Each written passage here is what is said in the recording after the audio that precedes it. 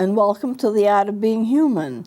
Today I'm going to show you some pictures and some artwork. Now, some of this artwork was actually done by me, imitating children's art, because I was not able to get permission to use some of the children's art that I've seen, and I wasn't able to get the best children's art that I wanted, because, you know, things happen and you just lose contact with people and you can't always get permission when you need it.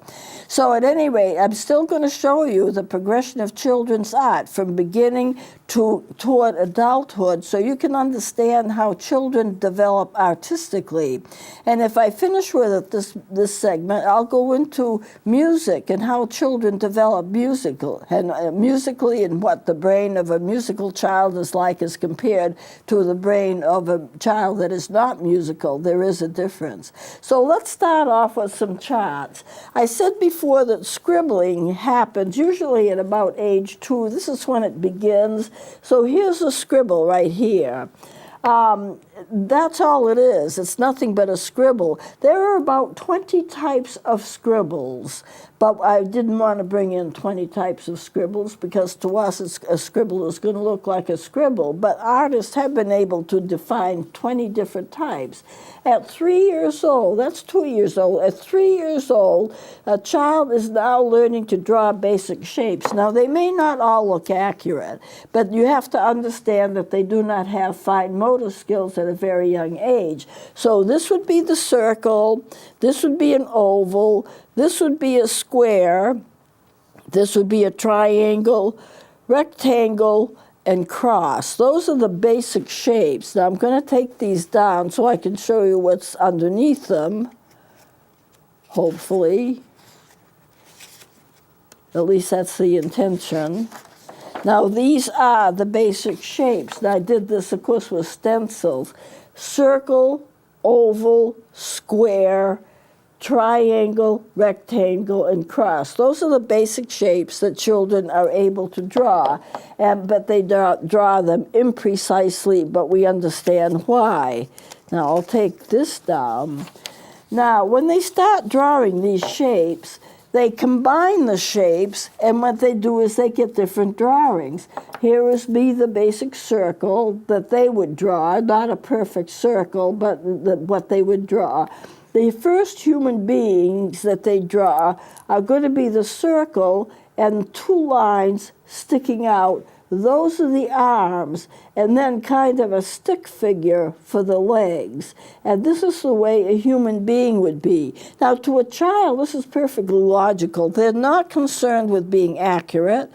They're not concerned about reason for drawing or settings that people draw in. They just don't care. They're not at the age yet where that is important. Then you get a house. Now, at a little later age, they combine these squares and the circles and so forth to make other things. So this would be a house, and it's basically all squares or rectangles too. You have the basic square of the house, you have the chimney with smoke, you have a little rectangle for the door, and then you have 4 windows. That's it, the completed house.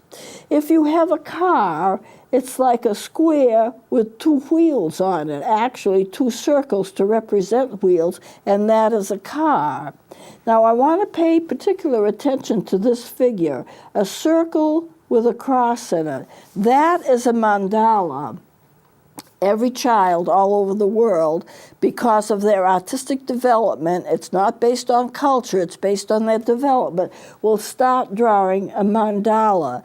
It has become a religious symbol because of the cross in it, and jewelry is based on it. Now their mandala may look a little bit like this because of their imprecise drawings at that age, at a young age, but this is a mandala, a circle with a cross in it.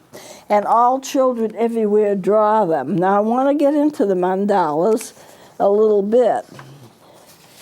Let me put this would be their mandala, something like that. A mandala is a circle with a cross in it, drawn by children all over the world. It's a part of their artistic development. This is what an adult would draw for a mandala, and you'll notice there are 4 spaces. You have the cross, and then you have the side arms to the cross, and you get 4 spaces. And you get the same here, but it's very imprecise. Now, I'm going to show you some mandalas because it has become a religious symbol, and I want to show you what people wear. As a matter of fact, I'm wearing a mandala today. This cross comes from Israel. It is a cross with a circle, in a circle. And it comes from Israel, and I like to wear it around Christmas time a lot because there's a lot of greenery in the circle. I don't know if the color can be picked up or not, with a red cross in the middle. It's an Israeli mandala. Okay, let me show you a few because it's become a religious symbol. Here's a mandala. These are all mine, by the way, because I do have kind of a cross collection. This is a mandala, the circle, the cross in the middle. I just put like an orange towel underneath it so that you could see the opening where the cross is more clearly. I have a few of these to show you. This is the mandala that I'm wearing. I have made the size a little larger with the greenery around it. This comes from Israel, and the red cross. This is kind of old. I've been to Israel a few times, and I think I brought it back on one of my trips. So it is an Israeli mandala. People make these symbols, and I don't think they understand where the tradition comes from. Here are 2 mandalas. This one here, it's all metal. It's a circle. You can easily see the cross in it. This is smaller. I hope you can catch it. This was made in a nickel. Now it's illegal to make imprints, so they had to get special permission to take coinage and make a cross out of it. But it was a nickel, and they cut a cross in it. But the thing is, it's still a mandala because it's a cross in a circle. Let's see here. I just want you to catch this. Children draw it naturally. I think I've got an extra one here. Yes, I have. All right. This is a mandala. If you look in the center, this is actually a Christmas decoration, but if you look in the center of it, there's a mandala there, the circle with a cross in it. In a true mandala, the cross goes all the way across, as this one does. But a lot of jewelry, it's a circle, and the cross is smaller and doesn't go all the way through, but still a mandala just the same. Here's another one. And this one is a small cross. I have it. I made it a little larger. You can see in the middle of it, I hope, that there is a mandala right in the middle of it. This is an entirely gold cross. It doesn't look gold here. It looks dark with a mandala part in gold, but it is a completely gold cross. You can see it has been a ritual, a kind of ritualistic thing. Now I want to show you and give you a heads up about something. It is like a mandala, but it isn't. And I'm going to put on the screen, on my chart here, this picture. Okay, that's a good shot of it. The mandala is like this. It is a traditional cross, and you have the 4 spaces delineating the separation. This is a broken cross, and it's not a mandala, but it still has the 4 spaces. Now, I just want to give you a heads up about this. This is not a Christian symbol. Various organizations, you see it everywhere, various organizations use it as a symbol to represent peace and joy. And it's on jewelry, it's on notebook covers, it's on everything. It's a very, very commonly used symbol. What people don't realize, this is an ancient Egyptian symbol. It has nothing to do with Christianity. It looks like a broken cross with the side bars down, but it can be used, and I've read that it's used for the occult. So it's everything that Christianity does not stand for. So I don't think people realize that.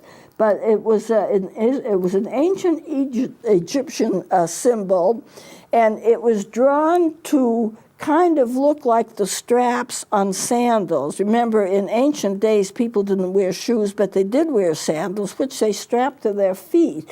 And they tried to make it so it looks like the straps on a sandal for footwear, and from there it was considered to be a sign of life. It has nothing to do with peace and joy at all. It is not a Christian symbol. And some I have read, although I haven't read extensively, but I've tried to track it down. It has been used by the occult, or in something to do with the occult. So I just want to bring that to your attention, because it looks a little bit like a Christian symbol, but it's just nothing like it. Now I have some more drawings to show you, so let me put these up. This would be a human being, the circle and the arms sticking out of the circle and the legs. This is a circle. By age 5, children start to draw in patterns. A house is a group of squares together, and the car, I've showed you before, is like a group of boxes together. But what you can see that's happening here that's important is the fact that they are now beginning to see things in patterns, and they're beginning to see things in terms of relationships with each other. As a child matures, they start to see relationships between things. Here's your house. It's one box and a little kind of box, rectangle, 2 smaller boxes. This is a car. This is the type of thing that they're going to draw.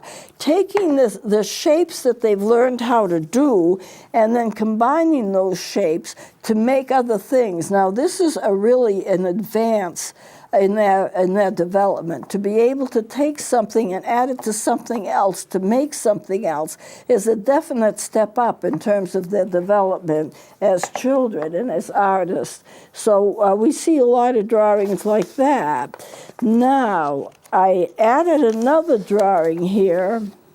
When you see children drawing houses and sky, and they start drawing things, you know, in terms of spaces. They start putting in total pictures. They want the sky, they want the sun, they want everything behind the building and grass and so forth. So you end up with a drawing something like this. Now, here's your ground, here's your sky. Why is the sky up there and the blue is in a strip with the sun, and all of this space is vacant? Well, if you look outside, you don't see blue in front of you. There's air in front of you, and air you can't see. You can feel it, but you can't see it. So they know that, but if you look up, you see a strip of blue. That's the sky. So what they're trying to draw is the sky, which really isn't blue. I mean, it looks blue, but it's air, because that's just the way that the science works. So therefore, they're looking up and they're seeing this blue sky. So this must be the sky.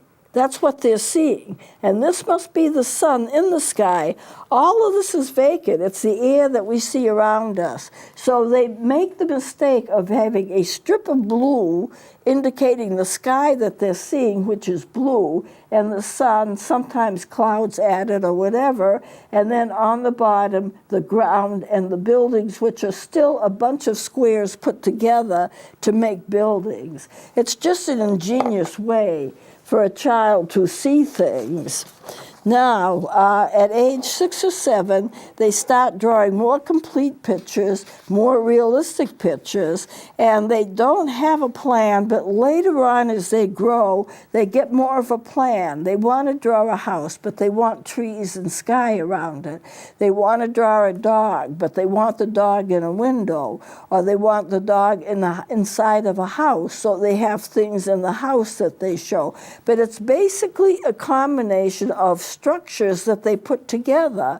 But if you can just visualize what it is that a child perceives and how they perceive it, it's important to know that, because it's a real step up for development to take various symbols, which they now can draw even though imperfectly, like triangles and rectangles and squares and all of this kind of thing, and put them together to make something, a house, a car, the outside, the sky, the ground. This is a real perceptual jump for them, and for brain development, it's very, very important that they take that step. So young ages have no plan, but they do develop a plan, and then they become aware of figure and ground, and I decided to show you some figure and ground.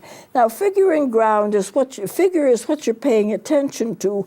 Everything else is ground. And as I said last segment, if you're watching television, television is your figure. That's what you're paying attention to. And ground is the bookcases, the kitchen appliances, the chairs, the rug, the window, the door. It's all kind of in the background because you're not paying attention to it. Then someone knocks on the door, and you want to know who's at the door, so that becomes the figure, and then the ground is the television set. So I want to show you some drawings, basically mine, to explain the figure-ground concept, because this is another step forward for childhood art. So I'll put these up, and we'll take a look at them and see what I can teach you from these. I have a group of them. Okay, do you see, this is a visual illusion. This is one of mine, my visual illusions. And if you're paying attention to the lamp, if you pay attention to the lamp, what you see is the lamp, and the bears beside it are background. That if you're focusing on the lamp and you pay attention to the lamp and your interest is in the lamp, the other figures are all ground. You don't hardly pay any attention to them. If you're paying attention to the two bears facing each other, you don't pay any attention to the lamp. The lamp becomes ground and the bears become figure. And if in a really good illusion, they'll switch back and forth. This is more or less obvious. I'm trying to make a point, and this is more or less obvious. But sometimes you just get so fascinated by what you're seeing that you lose track of what's a figure and what's ground, and the illusion appears to move back and forth. Okay, let me take the next one. This is a figure ground in the sense that it is one of my cartoon characters, Splat. He started off as an ink spot and became a cartoon character. These are all mountains. And if you're paying attention to Splat, he's figure. Why? He adds something to the drawing. He's something different. I could draw a bunch of mountains and just leave it as being a bunch of mountains, but by adding a figure to it, there's more life to the drawing. It comes alive, and you're drawn to the figure, this figure here. He is now center, he is figure. Everything else becomes ground. I'll show you a few more. Whoops.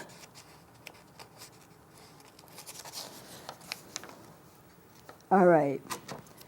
This is a drawing of a conductor holding a conductor's baton.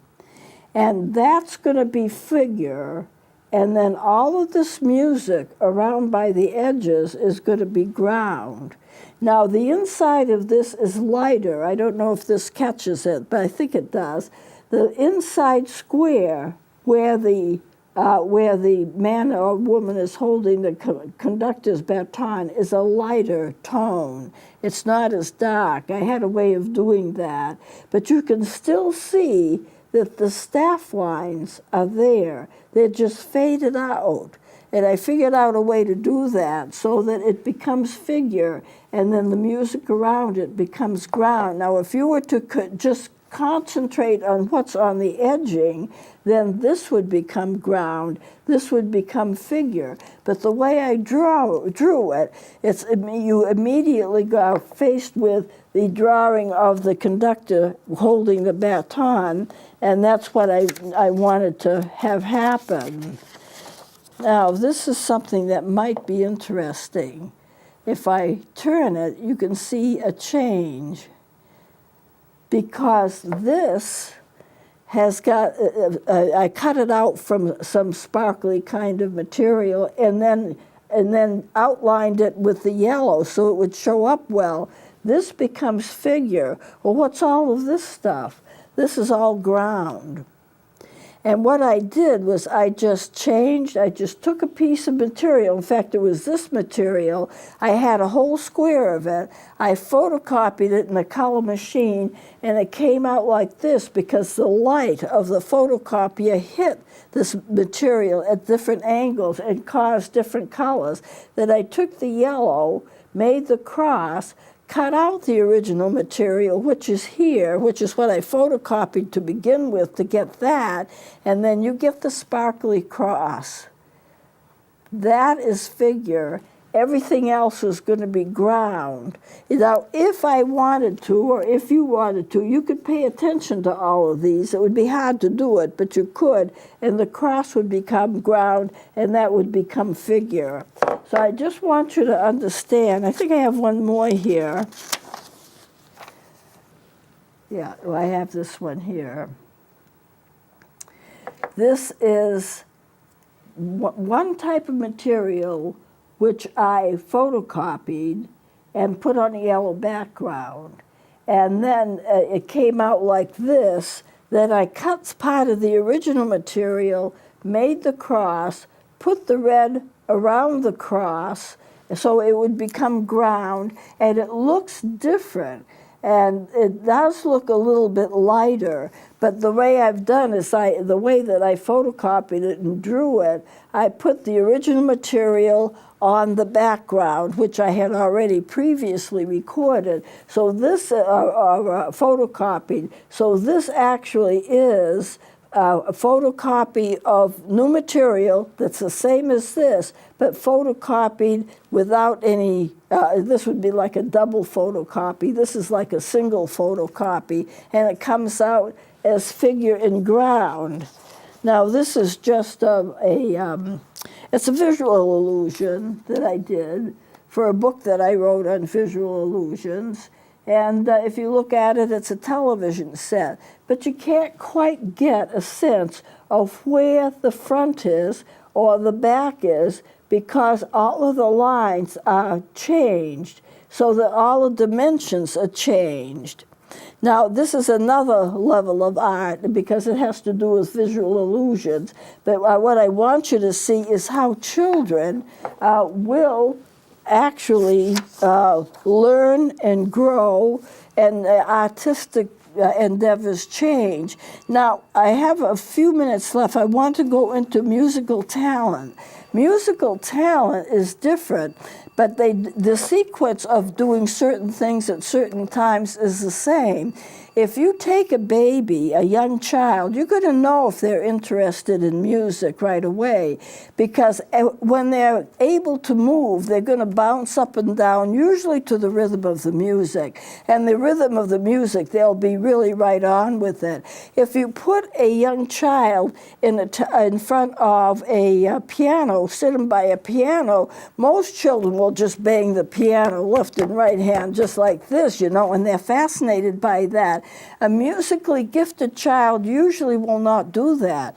A musically gifted child will play one note gently and listen to the tone. Then they'll play another note gently and notice the difference in the tone and listen to the two. And they're trying to evaluate, this note is lower, this note is higher. It doesn't sound the same, but in a way it does because it's the same instrument.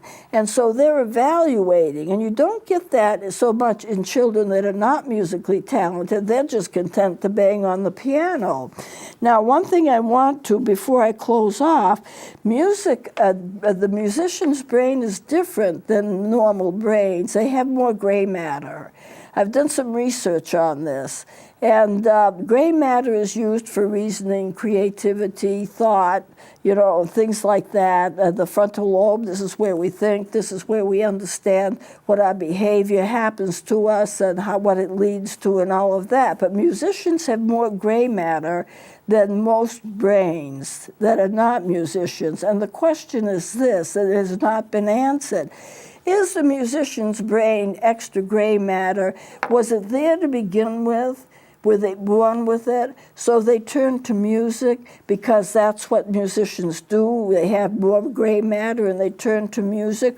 Or did the gray matter develop because the person was already musically gifted, and as they worked their craft and learned more and more about music, maybe the brain produced more gray cells? But it is true that a musician's brain has more gray cells than other brains. Not that there's anything wrong with any other brain, but the musician has noticeably more gray matter. You have gray cells and white cells. So which came first? Was the gray matter there, and so they went to music? Or did the gray matter come because they went to music? It's like asking a little bit, what came first, the chicken or the egg? The chicken or the egg? Nobody has the answer to that question. But developmentally, you'll see the same kinds of progressions with children. They love music, they bounce up and down, they try to dance to it, then they experiment with sounds, and it goes from there. And eventually, of course, children get lessons, and so they develop musically. Now, I'm out of time, so I'm going to close it here. We'll be doing something else next time. Please join me then.